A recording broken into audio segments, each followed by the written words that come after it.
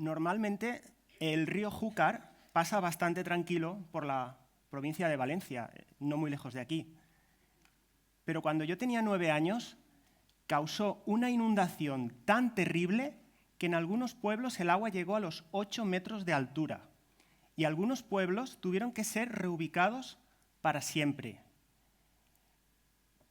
El coche de mis padres, que no es el de esta foto porque hemos perdido hasta las fotos, sufrió la inundación y lo tuvieron que cambiar. Y yo creo que este hecho me marcó de forma decisiva, no solo porque le tuviera mucho cariño a aquel coche, sino porque cambió la forma en la que veo la tecnología. Pero este cambio no me vino de repente. Para cristalizar, tuve que esperar unos meses porque luego emitieron en la televisión una serie de ciencia ficción que se llamaba La fuga de Logan, que, por si no lo sabéis, ocurre unos siglos en el futuro, y lo que me llamó la atención fue una escena en la que los protagonistas encuentran los restos de una antigua civilización, nuestro futuro, y bajo una lona polvorienta, cuando le quitan la lona, bajo había un coche solar, es decir, un coche eléctrico con paneles solares, y cuando le dio la luz, aquel coche se puso en marcha. Yo inmediatamente lo asocié con el coche de mis padres, que casi nuevo se tuvo que tirar. Y pensé, eso es que la tecnología, conforme avanza, se vuelve cada vez más robusta y resiliente, es decir, capaz de superar las condiciones adversas. Luego ya de mayor vi que, a diferencia del coche de La fuga de Logan, nuestra tecnología no se está volviendo ni más robusta ni más resiliente. Y eso es algo que nos pone en peligro como civilización. Para ver ese alcance, siempre me viene a la cabeza la siguiente frase del filósofo francés Paul Virilio. Dice que inventar el ferrocarril implica inventar el descarrilamiento. No es que el descarrilamiento sea inevitable, pero sin carriles no se puede descarrilar. Entonces, mi pregunta es, nosotros hemos inventado una sociedad totalmente conectada y totalmente dependiente de la tecnología. ¿Cuál es su correspondiente descarrilamiento? Pues os pido que por un segundo imaginéis cómo sería el mundo si de repente desapareciera Internet y la electricidad. Imaginaros que, por ejemplo, no os podríais enterar de lo que ha pasado porque la radio no funciona. Querríais llamar al 112 y no funciona, vuestro móvil no funciona.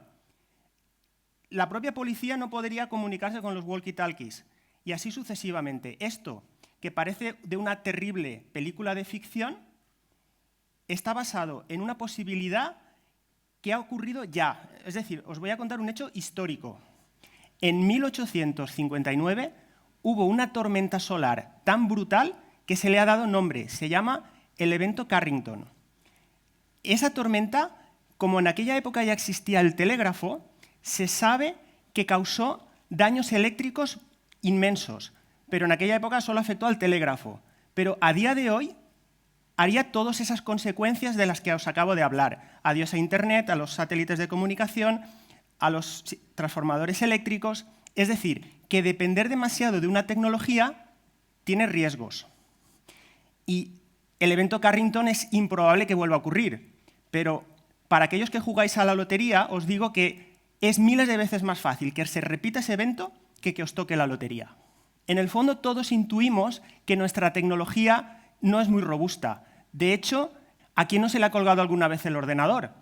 A mí me ha llegado a pasar una vez de ver el típico pantallazo azul este de que se te cuelga en una estación de metro, es decir, en los paneles informativos. Los bugs causan anualmente $1 trillón americano en pérdidas económicas, es decir, el Producto Interior Bruto español por culpa de los bugs. Pero peor que los bugs son las vulnerabilidades, es decir, esas brechas de seguridad en los sistemas informáticos que permiten a un atacante terminar con el control de un ordenador. Imaginad que ese atacante, en lugar de robaros vuestra cuenta bancaria, que ya es grave, pone como objetivo una central nuclear. Es decir, que la pregunta es ¿por qué nuestra tecnología no es más resiliente? Y entonces, para responder a eso, primero voy a empezar con una pregunta. ¿Vosotros cómo pensáis que saldría una paella si solo le dieran al cocinero 5 minutos? Y vosotros pensáis que si dijeran, no, pero te damos 10 cocineros, 20 cocineros, ¿pensáis que más cocineros haría que la paella saliera mejor en 5 minutos?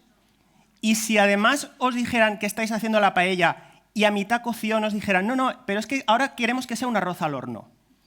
Pues eso es lo que pasa cuando la gente diseña productos, que muchas veces las empresas tienen unos tiempos tan estrechos para sacar sus productos al mercado que no se puede hacer mucho mejor.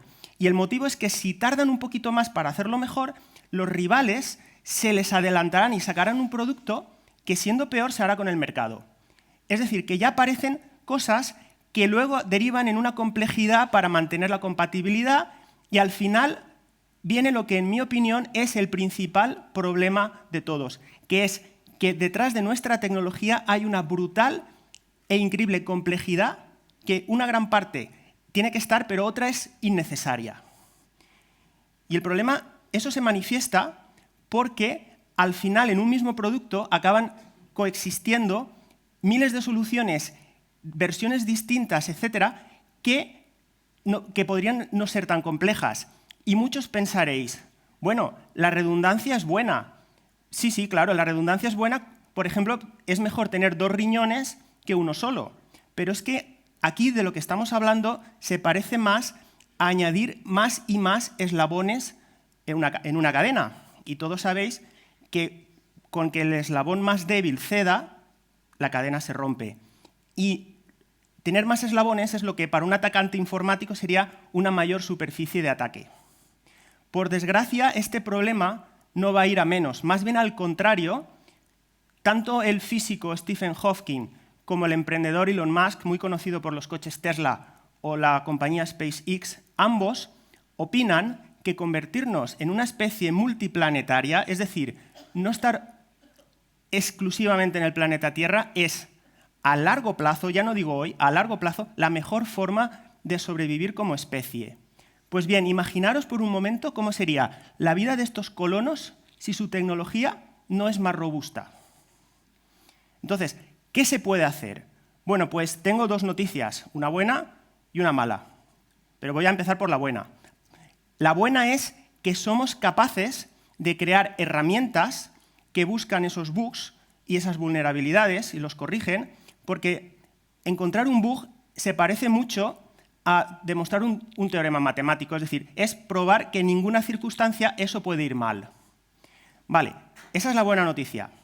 La mala es que esas herramientas no se están desarrollando para reducir esa complejidad innecesaria, porque muchos opinan que no es un problema y también ocurre que las grandes compañías, que son las que como sociedad hemos depositado en ellas el rol de mejorar la tecnología, tienen unos incentivos de vender que no van en esa dirección, porque simplificar algo es algo que el usuario final no lo va a percibir como ventaja en el corto plazo.